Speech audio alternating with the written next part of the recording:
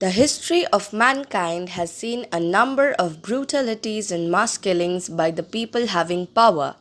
However, with the evolution of civilization in Western countries, it was claimed that humanism was taking place over barbarism.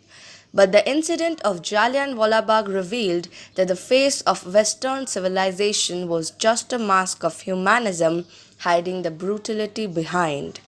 Today is the 13th of April, the day in which 103 years ago, more than 1500 innocent Indians were brutally killed by the British Indian government in Jallianwala Bagh.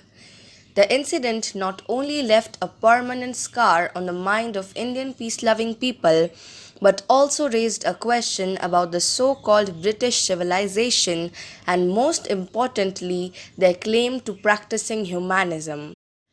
Hello friends, I'm Samriddhi Banerjee and welcome to my channel The Mad Reader. On this day, I'm going to narrate a book written about the Jallianwala Bagh massacre by Bhisham Sahni and published by National Book Trust India. So, let's start. Jallianwala Bagh. On the evening of 13th April 1919, after the firing, a woman by the name of Ratan Devi reached Jallianwala Bagh in search of her husband. The following is a detailed account of what she saw and experienced there. I was at home near Jallianwala Bagh when I heard the sound of firing. I got up, greatly agitated because my husband had gone to Jallianwala Bagh. In a state of utter panic, I arrived there, weeping and lamenting, along with two other women. I saw piles of corpses and started looking for my husband. I found his body right after I had got past the first pile. To reach that point, I had to pass through corpses drenched in blood. After some time, Lala Sundar Das's two sons arrived and I asked them to bring a cot so that I could take my husband's body home. I also sent my two companions away. It was then almost 8 o'clock in the evening. People were not coming out of their houses for the fear of curfew. I stood there waiting, weeping. About 8:30, a Sardarji arrived. Some others had also come there and were searching among the corpses. I didn't know them. I implored the Sardarji to help me put my husband's body in a dry place because where his corpse lay, there was a lot of blood. He put his hand under his head and I lifted his feet and we placed him on a wooden board. Till 10 o'clock at night, I kept looking in the direction from which Lala Sundar Das's sons were to come, but nobody came. I got up and went towards the Ablova Katra. I thought I would ask some of the students who were living in the Thakur Dwara to help me. I had hardly gone a few steps when a man sitting on a window sill in a nearby house asked me where I was going so late at night. I told him I wanted somebody to help me carry my husband's body home. He told me that it was past 8 o'clock and at that hour no one would come to my assistance. I started off in the direction of the Katra. Further on, I came upon an elderly gentleman sitting smoking a hookah. Nearby, two or three other men were lying asleep. I explained my trouble to him and with folded hands also asked the other men for help. But they too replied that it was past 10 o'clock and they were not willing to risk being shot. I went back and sat beside my husband's body. Suddenly, my hand fell on a bamboo stick which I then used to drive away the dogs all night. I saw three men writhen in agony. Close by, a buffalo was writhing with pain. Then there was a 12-year-old boy who was also in great pain. He begged me over and over again not to go away and leave him alone. I told him I was not going to leave my husband's body and go away anywhere. I asked him if he was cold and wanted something to cover himself with. I could cover him with my dupatta. He asked for water, but there was no water to be had anywhere in that place. As each hour passed, one could hear the metallic sound of the big clock tower. At 2 in the morning, an injured man, one of whose legs was caught beneath a pile of dead bodies, begged me to free his leg. He was a Jat from a village called Sultan. I got up and taking hold of his blood-stained clothes, pulled his leg out.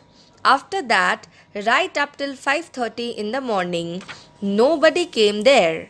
About 6 o'clock, Lala Sundar Das and his sons and some people from our street came with a cot and I brought my husband's body home. In the Bagh, I saw other people looking for friends and relatives. I had spent the whole night there. I cannot describe my mental state. There were heaps of corpses all around me. Several of them were of innocent children. The whole night in that wilderness, the only sounds to be heard were the barking of dogs and the braying of asses. What more can I say? God alone knows how I got through that night.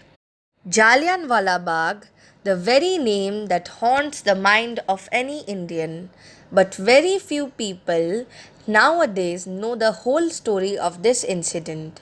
How the massacre happened and what its importance was to our freedom struggle, that is the story told in the following pages. Rebellion born of discontent. What happened on that Baisakhi day was not an isolated incident. The distrust of Indians towards the British government had been growing for long. The people of India wanted to be free of foreign rule. During the First World War, 1914 to 1918, this discontent had gained in intensity. The main reason for this was that during the war, the British government, on the strength of its dominion over India, extracted all kinds of help from the country.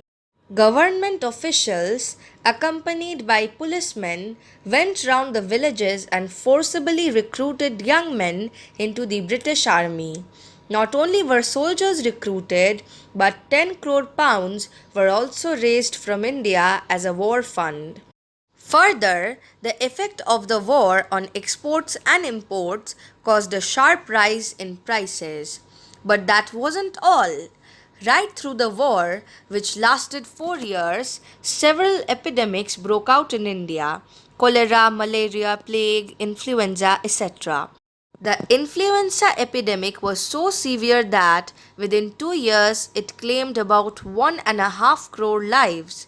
But no satisfactory arrangements for nursing or medical care of the sick were made by the British government.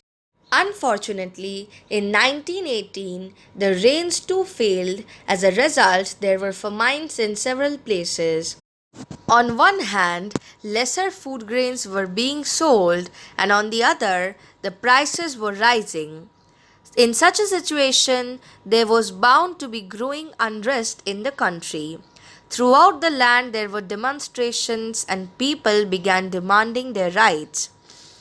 In 1918, the war came to an end. Britain emerged victorious. But when the fighting was over, the British government, instead of being sympathetic towards Indians, turned oppressive. During the war, the government had declared that it would make improvements in the administration of India after the war and that it would extend various benefits to the Indians. But instead of instituting reforms, it adopted a policy of repression. At that time, the growing discontent took the shape of three movements, preparations for two of which were made outside the country and the third within. The Ghadar movement. One of the movements that originated abroad, that of the Ghadar Revolt Party, was among the most important. In those days, many Indians had gone in search of work in America, Canada, and other countries and settled there. They were not treated as equals, which made them feel very humiliated. In 1913, a league was formed in Canada. This league soon began to bring out a paper called Ghadar, in the very first issue of which the following statement appeared: Today there begins in foreign lands a war against the British Raj. What is our name? Revolt. What is our work? Revolt. Where will this revolt break out? In India. Every page of the paper gave a call to armed revolt. In the meantime, on 29 September 1914, the incident of the ship Komagata Maru took place. Indians who had been successful in gaining entry to Canada as immigrants were fired upon. As a result, 18 people were killed and 25 wounded. About 200 immigrants were taken away and put in jail, where for years they suffered the agonies of confinement. A wave of grief and anger swept over Indians at home and abroad as soon as the news of firing reached them. By February 1915, about 8,000 people had secretly entered India and set up camps for the purpose of starting an armed insurrection. But the revolt came to nothing. Many of the agitators were caught and imprisoned. The revolutionary activities of the Ghadar party thus came to an end.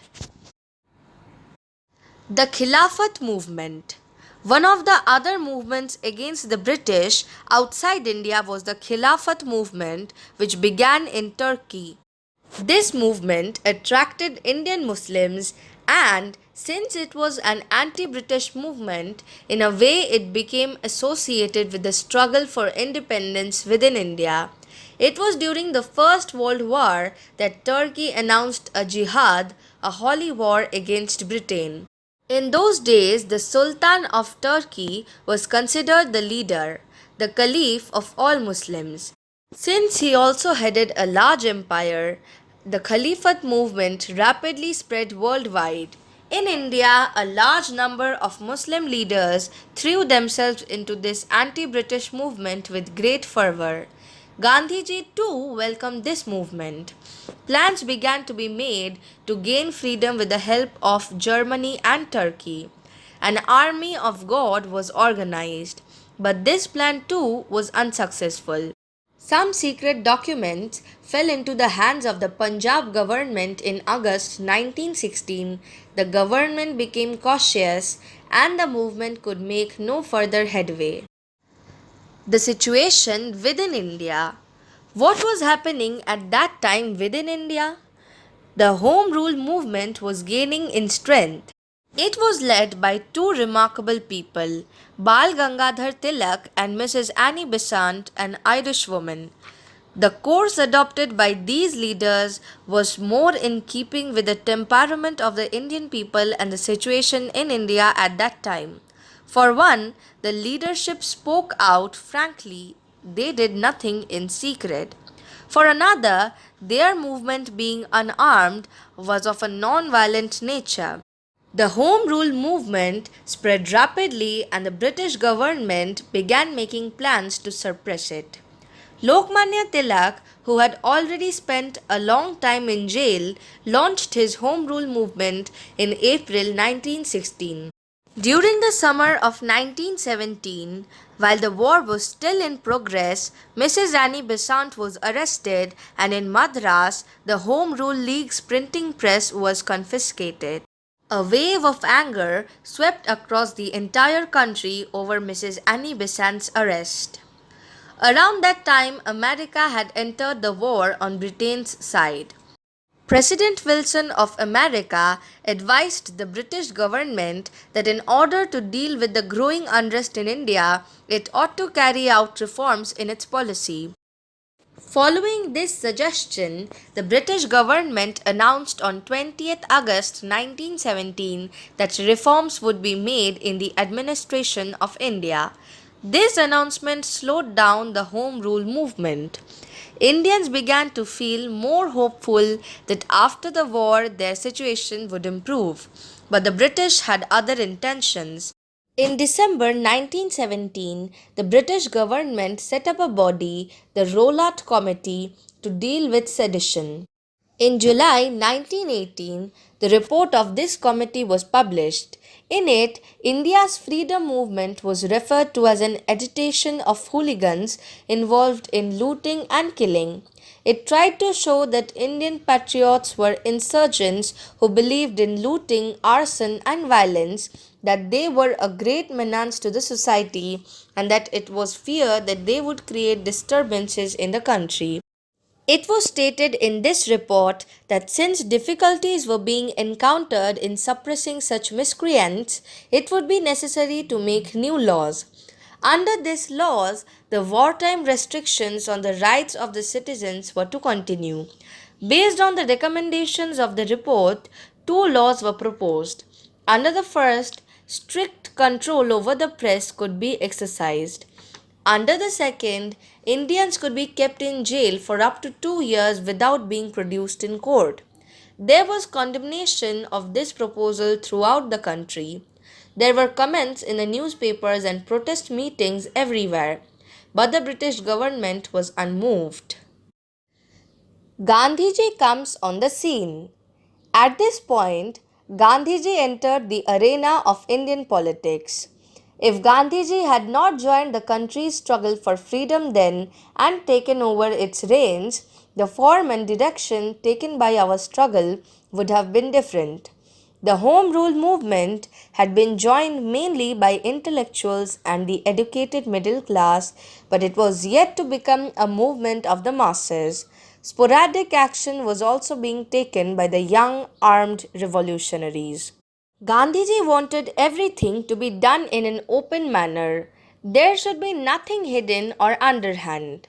Secondly, the struggle should not remain confined only to passing resolutions and sending letters of protest to the Viceroy and senior British officials, but should be a people's struggle involving the entire country. It would include strikes, public meetings, processions, etc., which would be planned and would continue on a long term basis. This took the form of the non cooperation movement, a movement which ordinary people started joining in large numbers.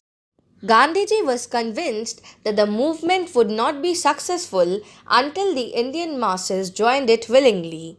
Gandhiji's vision of the struggle was new and different. He did not believe in the use of weapons. He believed in using only non violent methods in fighting the British. Violence was not to be used in his struggle. Faced with whatever odds, Indians were not to retaliate with violence. Their sacrifices would convince the oppressor that his behavior was unfair. He believed in changing the heart of the antagonist. His belief was in inner strength. He didn't want to obey British laws and opposed them vehemently, but not by resorting to violence. It was no mean achievement on his part to have convinced the people that even if shot at, they should not shoot back, and at the same time, there should be no warning of their determination to keep up the non-violent movement. This is what Gandhiji called passive resistance, satyagraha. Rowlatt Bill. On 20th February 1919, Gandhiji wrote a letter to the Viceroy's private secretary informing him of his possible course of action, satyagraha, against the Rowlatt Bill. This was something unheard of. There was no response from the Viceroy. On 23rd February, Gandhiji announced that he would shortly launch his satyagraha movement. The very next day, he and his companions took the pledge of satyagraha and informed the Viceroy's private secretary by telegram of the lines on which he would organize his agitation. There was no response from the British government to this letter either. On 1st March 1919, the Satyagraha movement was launched. That day, Gandhiji made a statement which was published in the form of a letter in various newspapers and journals. This included the pledge of Satyagraha. The following is an extract from the pledge. Being conscientiously of the opinion that the bills are unjust, subversive of the principles of liberty and justice, we solemnly affirm that in the event of these bills becoming law and until they are withdrawn, we shall refuse civilly to obey these laws. We further affirm that in the struggle we will faithfully follow truth and refrain from violence to person, life, or property. Immediately after this, Gandhiji went on a tour around the country. He visited many places including Delhi, Bombay, Madras, and Uttar Pradesh. Making contact with the people on a massive scale, he laid special emphasis on nonviolence as the cornerstone of his movement. On 11th March 1919, he sent a telegram to the Viceroy's private secretary saying that there was still time and that the government should not be too hasty in making the Rowlatt's proposals law.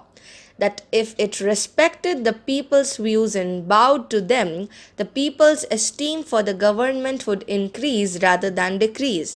The British government paid no heed to his words, and on 18th March 1919, one of the Rowlatt proposals was made law, which came to be known as the Rowlatt Act. Immediately, signs of passive resistance started spreading throughout the country.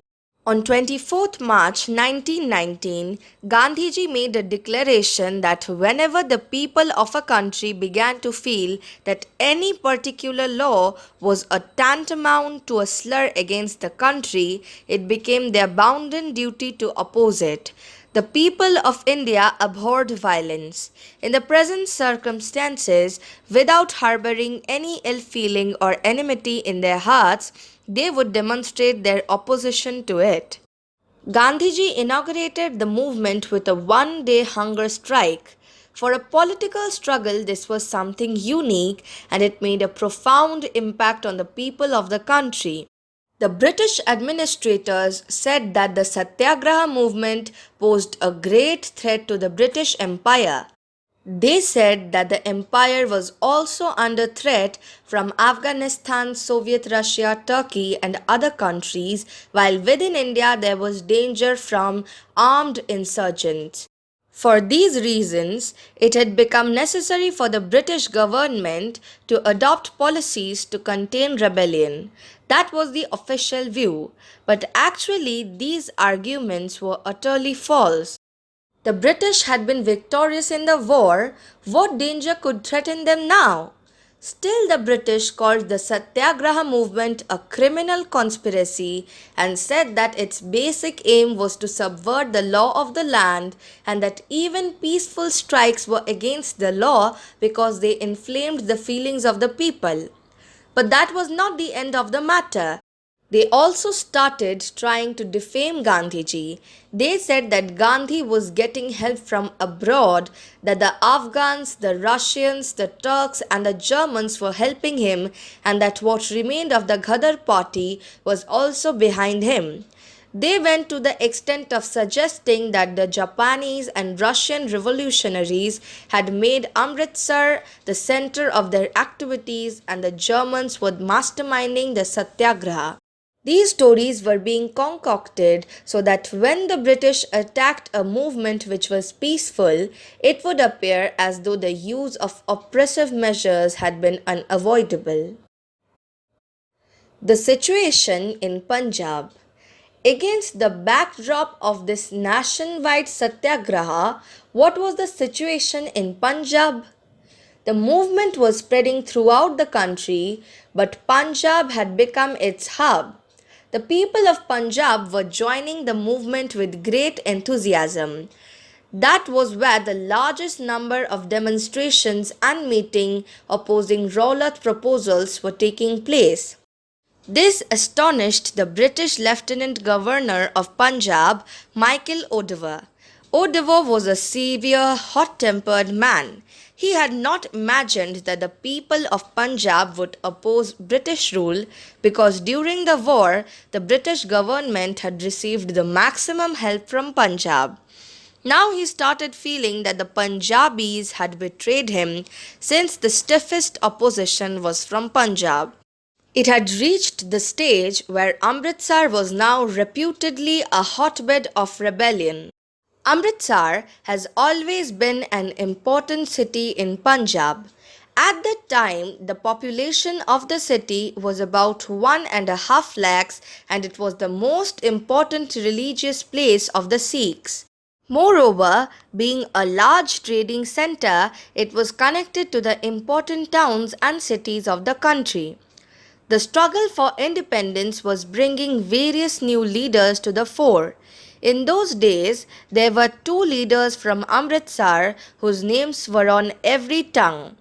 One was young Dr. Kichlu, who had returned from Germany after qualifying as a barrister, and the other was Dr. Satyapal, who, although a doctor by profession, had thrown himself wholeheartedly into the freedom struggle. Both these leaders were members of the Congress. In December 1918, these two leaders had attended a convention of the Congress and had invited the Congress Working Committee to hold the next convention in Punjab. Their suggestion was accepted. This had added to the popularity and influence of both the leaders in the city. These young leaders had already been working with great dedication in opposing the rollout proposals and in some local matters. And now, Gandhiji's Satyagraha movement was being received with great fervor and enthusiasm throughout Punjab. On 21st March 1919, a cartoon appeared in the Amritsar paper Waqt which depicted the unfairness with which Indians were being treated by the British government even though the war was over. This cartoon showed Britain's Secretary of State for India in the act of presenting India its Charter of Freedom and Mr. Rollout just then opening his bag and instead of producing the charter, letting loose a black snake on Indians. When he saw this cartoon, the Lieutenant Governor of Punjab, Michael O'Devere, was incensed. It was at this time that the rollout proposal became law. Gandhiji immediately fixed 30th March as the day for a nationwide strike, but later, realizing that more time was necessary to effectively prepare for the strike, he postponed it to 6th April. However, the news of this change in date did not reach Amritsar and several other places in time. Jallianwala Bagh, what was it like? This stretch of open ground is located in Amritsar in Punjab. At one time, a man called Pandit Jalla had a garden laid out there which came to be commonly known as Jallianwala Bagh, the Garden of Jalla. In the year 1919, it was a desolate, uneven piece of land. Houses had come up all around it with their backs towards the ground. It came to be used for celebrations and gatherings. 4 or 5 lanes from the town opened into it. One led in from the market, but this was very narrow. At that point, the ground was at a slightly higher level. 29th March 1919. At 4:30 p.m. on 29th March 1919, a meeting was held at the Jallianwala Bagh which was attended by thousands of people. The purpose of this meeting was to make arrangements for the next day's strike, 30th March. Later, the British government was to make the accusation that at the meeting anti-government sentiments were being whipped up, but in reality, not one objectionable word had been uttered. At the meeting, Dr. Satyapal was the first to speak. He spoke clearly and effectively, requesting the people to maintain peace and to carry out the strike in a peaceful manner. He said that not a single word should be uttered against either the police or the government, and that the strike was being called only to demonstrate the people's anguish over the government's oppressive policies. He also said that during the war, the people had given the government the maximum help they were capable of, only to be rewarded with a tightening of the fetters of slavery. After this, Dr. Kitchlew spoke. He said that during the war, the British government had been full of praise for India's loyalty and had announced that reforms would be made. He pointed out that what they had in mind was a home rule and home rule for the same kind as other self governing British dominions. He said at the end, "We do not wish to harm either the police or the bureaucracy. It is Gandhiji's order that we don't raise a hand against police or government officials even if they resort to violence."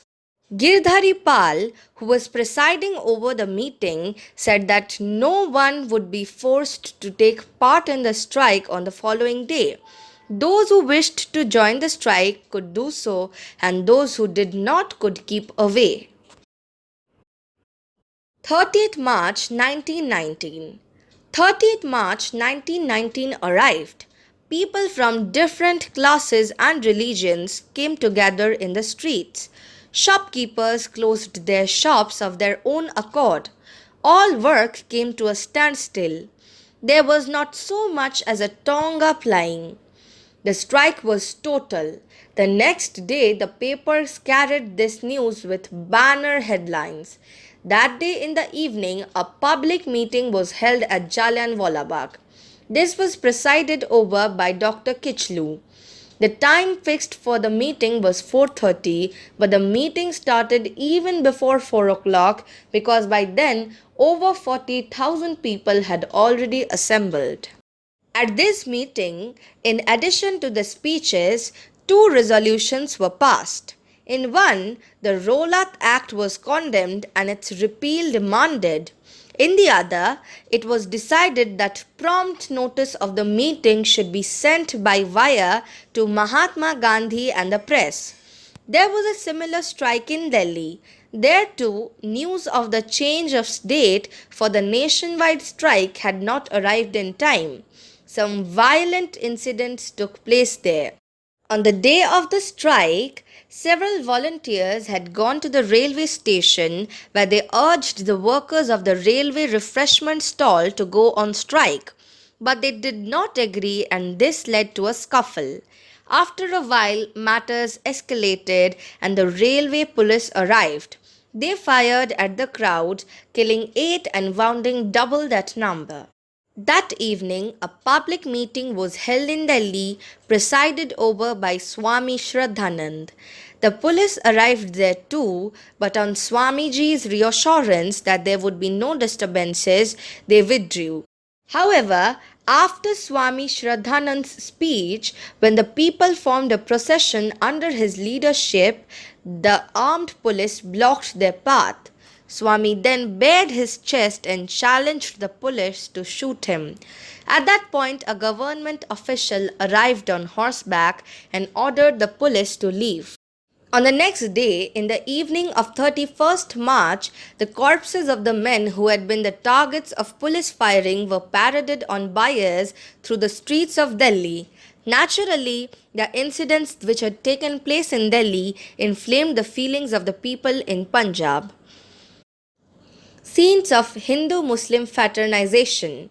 The following excerpts are taken from the report sent by the Delhi correspondent of the Bombay Chronicle on 4th April 1919.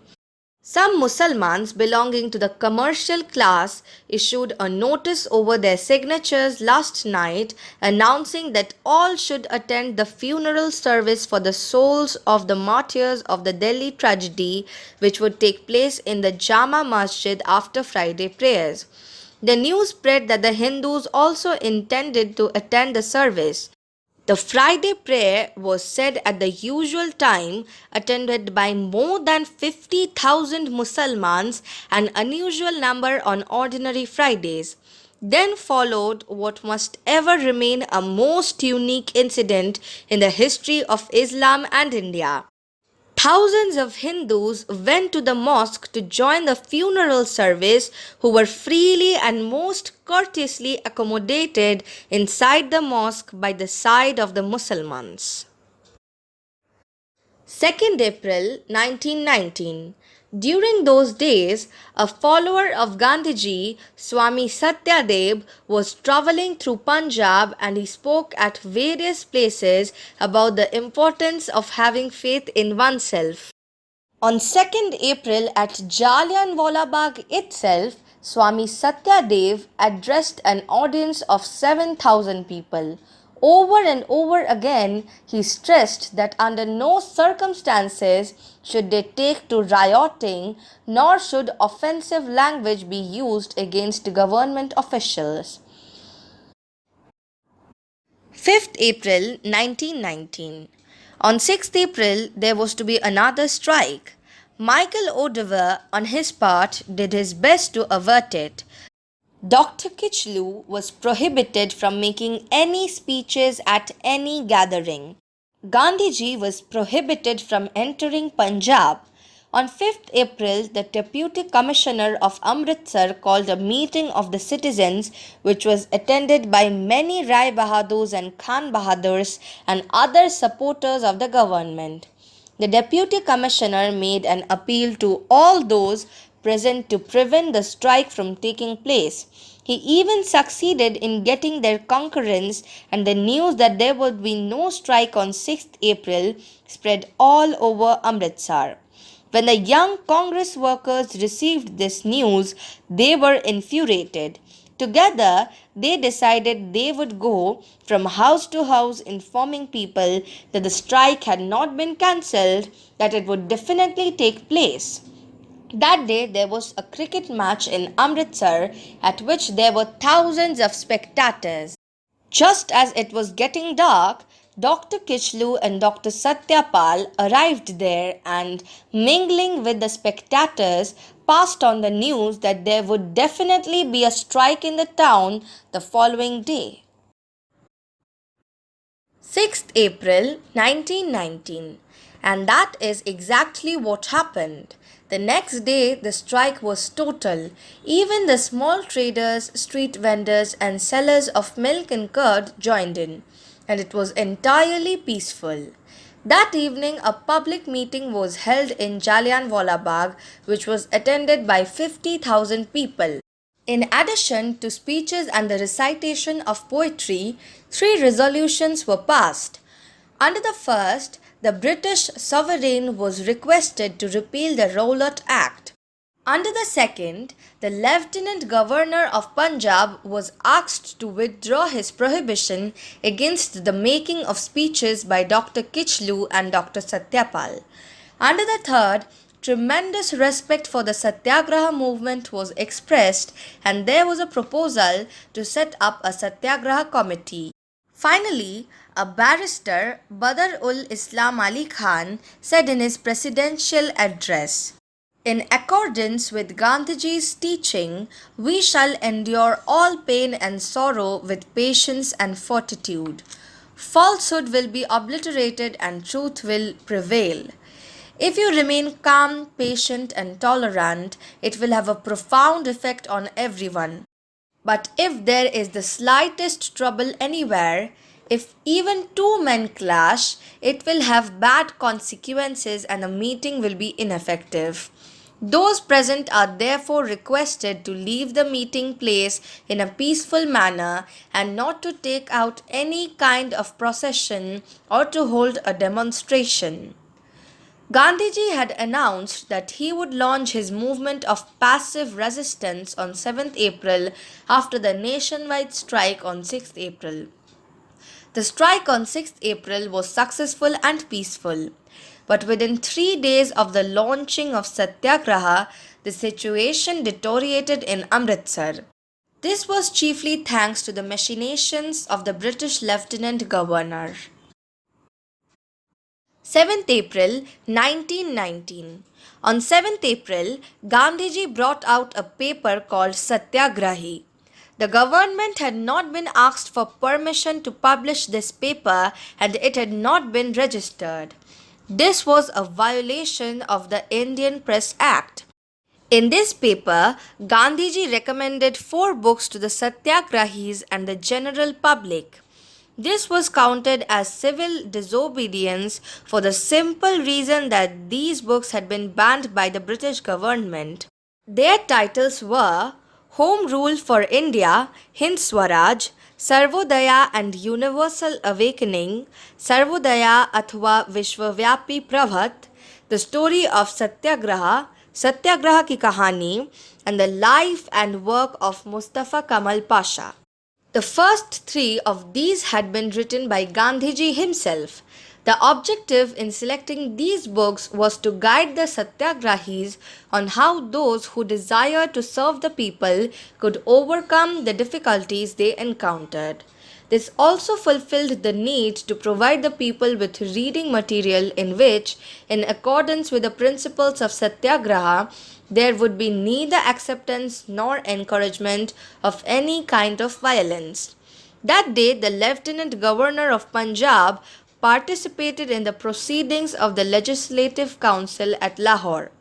At the end of the sitting, he warned the newspapers and political workers that whatever they were writing and saying would never be forgiven. 8th April 1919. On 8th April, the Deputy Commissioner of Amritsar wrote a detailed letter to the Commissioner at Lahore about the situation in Amritsar. He sent a copy of this letter to the Lieutenant Governor, Michael O'Deva. A part of this letter is reproduced below. I think we shall have to stand up for our authority sooner or later by prohibiting some strike or procession which endangers the public peace. But for this, a really strong force will have to be brought in, and we shall have to be ready to try conclusions to the end to see who governs Amritsar. For this, I should want a movable column from Lahore available at 6 hours' notice. The Khan Bahadurs and Rai Sahibs are dead, and not fresh corpses at that. I am trying to get in touch with the new leaders who have influence. I was wrong in thinking I could influence Kichlu. He is too deep in the movement. 9th April 1919. If a peaceful atmosphere had been created in Amritsar, an important reason for this was the unity of the Hindus and Muslims. The desire for a united country had bound people together, and this spirit had been evident on 30th March and 6th April. Ram Navami was on 9th April. The people of Amritsar decided to observe this day as a National Soldierity Day. In the afternoon, there was a procession in which a large number of Muslims also took part. Together with slogans glorifying Hindu gods and goddesses, people raised slogans like "Long live Mahatma Gandhi," "Long live Hindu-Muslim unity." There was on this occasion a remarkable display of Indian idealism. Amritsar's British Deputy Commissioner stood watching the procession from the veranda of the Allahabad Bank. What was quite remarkable was that whenever a group of musicians recognized him as they passed by, they would stop and play "God Save the King," the British national anthem. From this, it was quite clear that in their hearts, the Indians did not harbor feelings of animosity towards the British, and when they played the anthem, they did so with respect. The procession passed off peacefully. Although the leaders had been prohibited from making speeches, there were no disturbances anywhere. Quite a number of Europeans were freely walking about in the streets of Amritsar without being harmed in any way. The Lieutenant Governor received the news that the Ram Navami celebrations had passed off peacefully. Even so, he ordered the arrest of Dr. Kichlu and Dr. Satyapal and decided to send them to Dharmashala, a town in the hills of Himachal Pradesh. He hoped that by taking such a provocative step, the people of Amritsar would be so incensed that it would give him an opportunity to take action against them. He arranged to have various contingents in Amritsar by 13th April, the day he was to take intimidatory measures. The police was posted at several places. 10th April 1919. On this day, Dr. Kichlu and Dr. Satyapal were called to the Deputy Commissioner's residence, and from there they were both sent away by car to Dharmashala. Michael O. Diver also decided that Gandhiji would not be permitted to enter Delhi or Amritsar. According to another order conveyed to Gandhiji, he could not leave Bombay. In spite of these orders, Gandhiji set off for Punjab. When he was stopped on the way, he refused to comply with the order.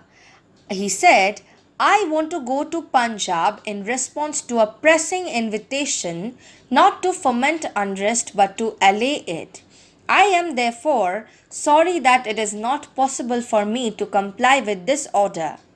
At Palwal station, Gandhiji was taken off the train. As he was being put on a train to Bombay, he made an appeal to the citizens of India. Do not be angered by my arrest, and do not do anything tainted with untruth or violence. Thinking that Gandhiji's arrest would cause unrest to spread among the people, which could result in violent incidents somewhere or the other, the government prepared in advance to take action. At the Amritsar fort, orders were given to have the guns in possession and shown no hesitation to open fire if the mob made for the fort or attacked the railway station. The moment news of Dr. Kichlu's and Dr. Satyapal's arrest spread, there was a strike all over town. Congress workers insisted that shops be closed and people assemble in Aitchison Park. It was their plan that all the people, after gathering in this park, should go to the Deputy Commissioner's house to ask for the release of the two leaders.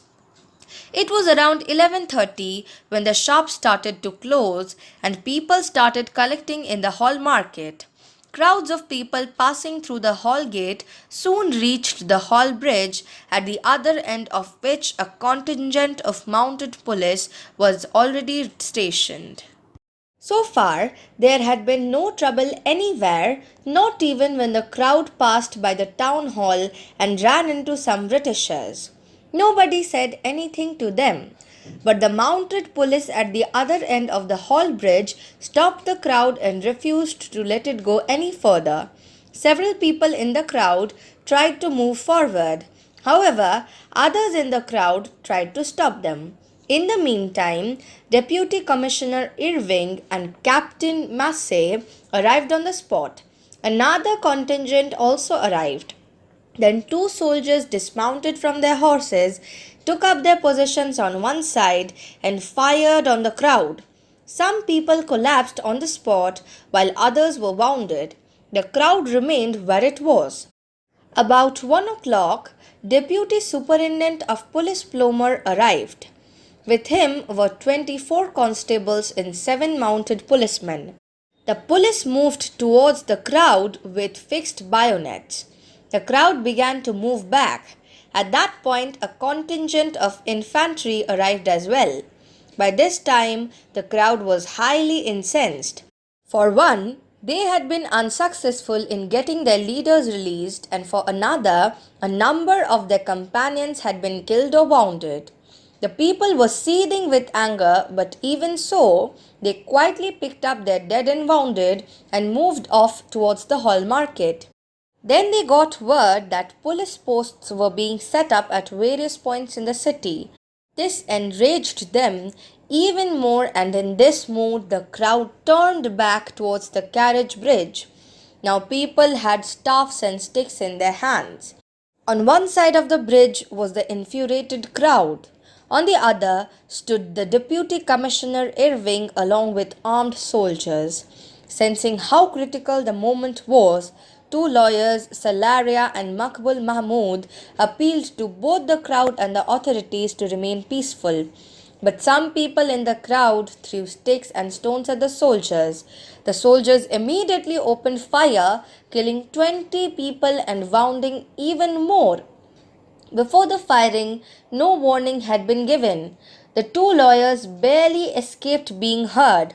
Makbul Mahmud rushed to the civil hospital to arrange for the wounded to be brought to the hospital on stretchers, but the British officer Plomer gave an order that no help was to be given by the hospital.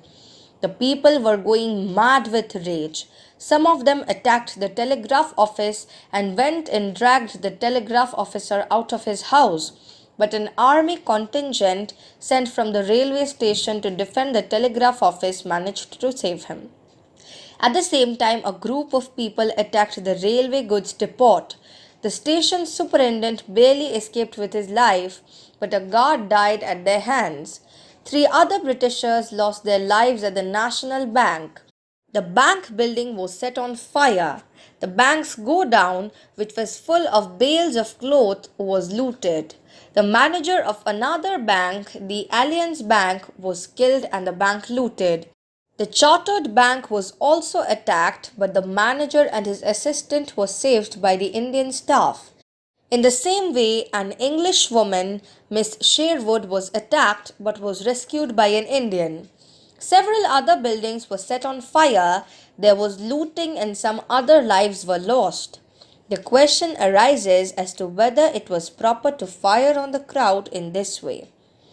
Afterwards, the Deputy Commissioner of Amritsar, Mr. Irving, even admitted that before the firing, there was no sign in the crowd of hostility towards the British. Of his own accord, he conceded that the firing on the crowd had been a mistake. In fact, the resolution to attack the Europeans was a sudden and unpredictable impulse which arose after the crowd had been fired on, and this in itself was a remote contingency, as there was no reason to believe that there would be a demonstration which could not be kept back with the horses of the mounted troops. Now army contingents started arriving one after the other in Amritsar. In the evening of 10th April, the Lieutenant Governor received the news about the incidents in Amritsar. He immediately sent Commissioner Kitchen there. 11th April 1919. On 11th April, martial law was imposed in Amritsar. In accordance with this, not more than 4 people could accompany a bier on a dead body. Later, this number was increased to 8. A total ban was placed on processions and meetings. Wherever more than 4 people were found standing together, they could be fired upon.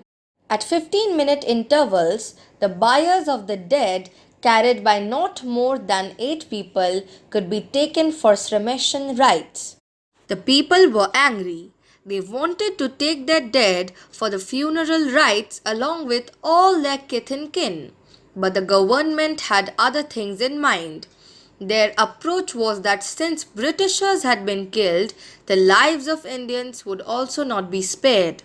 Wherever the law was broken, the might of the army would be used, even to the extent of bombing Amritsar. Among the well-known Englishmen in Amritsar was Mr. Wathen, a college principal who requested that the task be carried out with discretion and moderation. But the Deputy Commissioner shouted, "No more talking! We have seen the charred bodies of our dead and our mood isn't the same as before." Later, this attitude somewhat softened. But even so, it was ordered that by 2 o'clock in the afternoon, all cremation rites should be completed. At 2 o'clock, there would be a bugle call. If the crowd did not disperse, firing would be resorted to within 15 minutes. In the evening of 11th April, Brigadier General R.E.H. Dyer, the commander of the Jalandhar Brigade, reached Amritsar. 12th April 1919. On the following day, 12th April, General Dyer marched through the town accompanied by 125 British and 310 Indian soldiers. On the way, at one point, a crowd had collected which looked as if it would be rather difficult to disperse. However, people soon got out of the way. At 4 o'clock in the afternoon, a meeting was held at the Hindu Sabha High School. At this meeting, it was decided that the next day there would be a public meeting at Jallianwala Bagh, at which letters that had been written by Dr. Satyapal and Dr. Kichlu would be read out. At the meeting, it was pointed out that the people must be prepared to make even greater sacrifices. The next day, there would also be a strike which would continue until their leaders, Dr. Kichlu and Dr. Satyapal, were released. The Massacre. 13th April was the day of the Baisakhi festival. It was on this day in 1699 that Guru Gobind Singh founded the Khalsa sect. In Amritsar, this festival was usually celebrated with great enthusiasm. But on that particular Baisakhi day, the atmosphere was quite different. On the 4 previous days, there had been a strike. Every day, the dead bodies of people who had been the targets of the firing on 10th April were being brought out on biers. The British authorities knew that on Baisakhi, people in their thousands would go to the Golden Temple, and because Jallianwala Bagh was close by, they would also go straight there from the temple. In the morning of 13th April, General Dyer again showed his strength by marching his troops through the town. At various points, drums were beaten, and when people collected around, this announcement was made: no person residing in the city is permitted to leave the city without a pass. No person residing in Amritsar city is permitted to leave his house after 8. Any person found in the streets after 8 are liable to be shot. No procession is permitted in the city. Any gathering of 4 men would be looked upon and treated as an unlawful assembly and dispersed by force of arms if necessary. Immediately after General Dyer's march, several young men came out onto the streets and, beating empty tin cans in place of drums, went from one place to the other, announcing that at 4:30 p.m. there would be a public meeting in Jallianwala Bagh. It was 12:40. Dyer was still in town when he received the news that his proclamation had not had any particular effect, and that at 4:30 p.m. there would be a public meeting at Jallianwala Bagh, the notice of which was being given all through the city. At various points in the city, police and army posts were set up. Even after this, General Dyer still had 400 soldiers with him. Right from 2 o'clock, people started gathering in Jallianwala Bagh. At 4 o'clock, Dyer was informed that people had turned out there in great strength. General Dyer immediately made preparations and, accompanied by his army contingent, set off for Jallianwala Bagh, his car leading the way. His favorite officer, Captain Briggs, was with him. Behind them were 2 armored cars and a police car carrying Police Superintendent Rahil and Plomer. Along the route at 5 different places, army posts had been set up with 40 soldiers each. The contingent, which went straight into the garden with General Dyer, consisted of 50 Indian soldiers armed with rifles and 40 Gorkhas who only had their kurkis. As has already been mentioned, Jallianwala Bagh was a large, uneven piece of ground around which houses had been built on all sides. Only on the southern side was there an opening, but a wall about 5 feet high had been put up there. 4 or 5 narrow lanes opened onto the ground. Where one of the lanes led in from the market, the ground was at a slightly higher level. Inside the bagh, there was a sepulchre and an open wall. Dyer, with his contingent, entered the bagh through the lane leading in from the market, which was so narrow that the armored cars could not enter it. Dyer, leaving these vehicles outside, entered the garden. By that time, there was a sizable crowd in the bagh. Around 20,000 people were present. and a man on the dais was giving a speech. The proceedings of the meeting were being conducted in a perfectly peaceful fashion. On entering the garden, Dyer, along with his many contingent, posted himself on the intervening high piece of ground. Once there, he did not wait even for a second. He positioned 25 armed soldiers on his right and 25 on his left, and without giving the crowd any warning, gave the order to fire. The people sitting on the gathering were terror stricken. There was no way for them to get out of the garden. The entire crowd got up and started running to escape the bullets raining down on them. As they ran hither and thither, it turned into a stampede. There were also men in the crowd who had seen action in the war. They kept shouting to the people that instead of running, they should lie flat on the ground. But who would listen to them in such a state of terror? In whichever direction the people ran, they found their way blocked. There were the walls of houses all around. There were hundreds of people running towards each of the narrow lanes leading out of the garden. When Dyer saw this, he ordered his soldiers to fire in the direction where the people were trying to rush out. Some of them fell to the bullets, others were trampled under the feet of the stampeding crowds. Others, trying to climb over the 5-foot wall, were hit by bullets and fell to the ground. There were some people who ran towards the well and jumped into it. At the very beginning, some of the soldiers fired into the air, at which General Dyer shouted, "Fire low! What have you been brought here for?" The whole ground was like a burning cauldron. A man called Arthur Swinson gave the following eyewitness account of the episode. Towards the exits on either flank, the crowd converged in their frantic effort to get away, jostling, clambering, elbowing, and trampling over each other. Seeing this movement, Briggs drew Dyer's attention to it, and Dyer, imagining that these sections of the crowd were getting ready to rush him, directed the fire of the troops straight at them. The result was a horror. Men screamed and went down to be trampled by those coming after. Some were hit again and again. In places, the dead and wounded lay in heaps.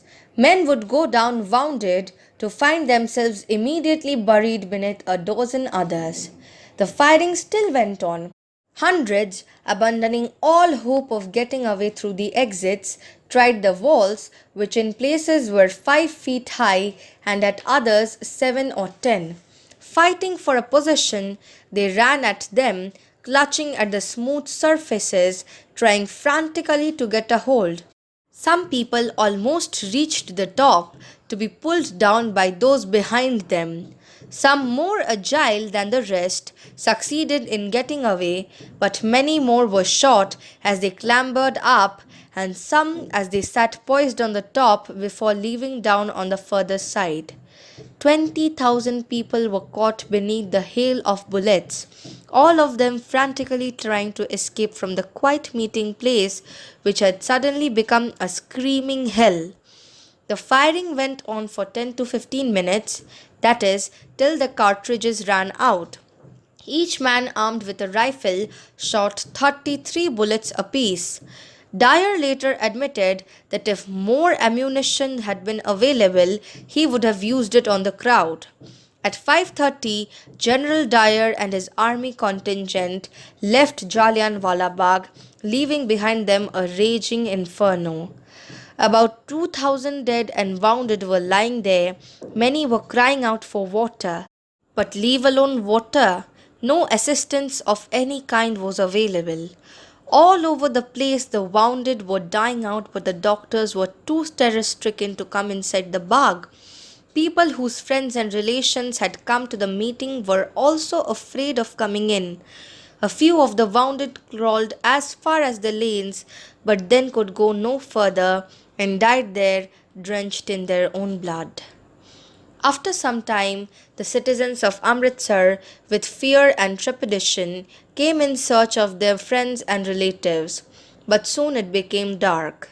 How were they to look for their dear ones in the darkness?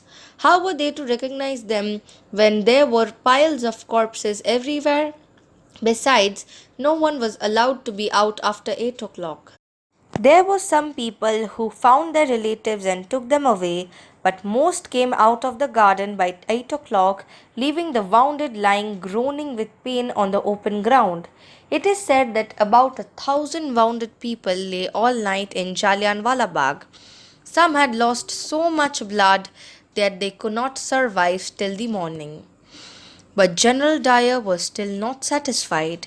The same day at 10 p.m., he led an army contingent through the streets of Amritsar to see if anyone was about after 8 p.m. Are my orders being obeyed or not? As he himself put it, the city was absolutely quiet and not a soul was to be seen. In the aftermath of this terrible incident, when facts and figures began to be collected, General Dyer made his statement to the General Staff Division on 25th August 1919. I fired and continued to fire till the crowd dispersed, and I considered that this is the least amount of firing which would produce the necessary moral and widespread effect it was my duty to produce if I was to justify my action. If more troops had been at hand, the casualties would have been greater in proportion. It was no longer a question of merely dispersing the crowd, but one of producing a sufficient moral effect from a military point of view, not only on those who were present, but more specially throughout Punjab.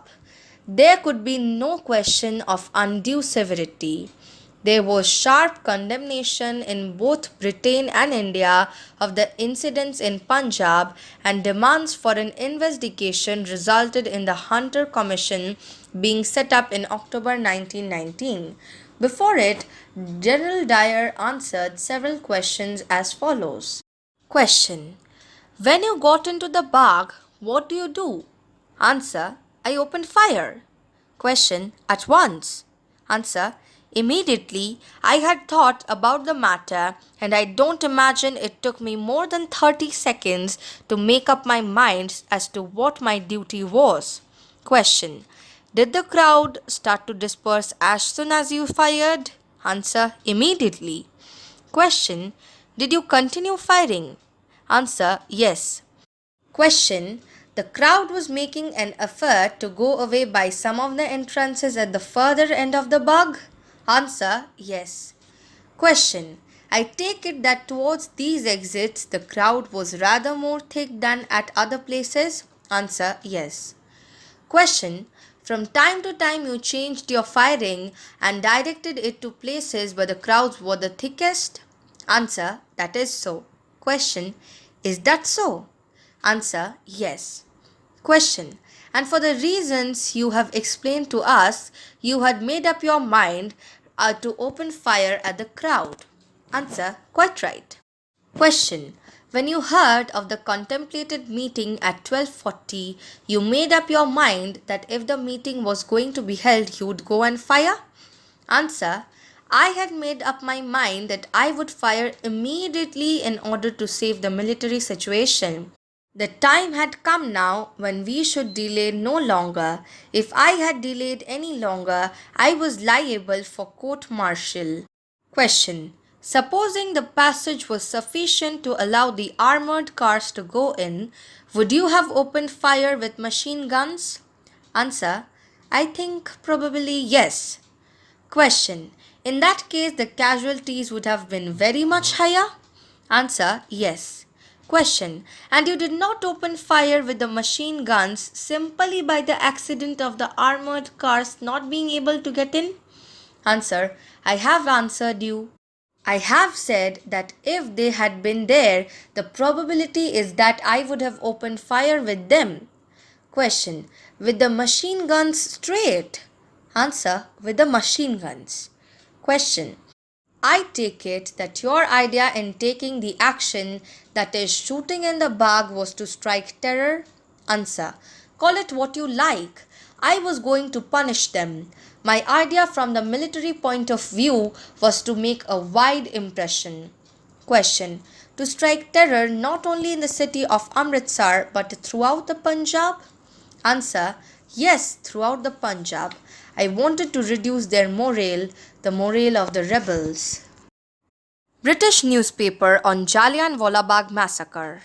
The following excerpts are from the comments made by the British newspaper Daily Herald on the Jallianwala Bagh massacre, which was reproduced in the Amrita Bazar Patrika on 12 January 1920. The first detailed account of the April shootings at Amritsar in the Punjab shows it to have been one of the most bloody massacres of modern history.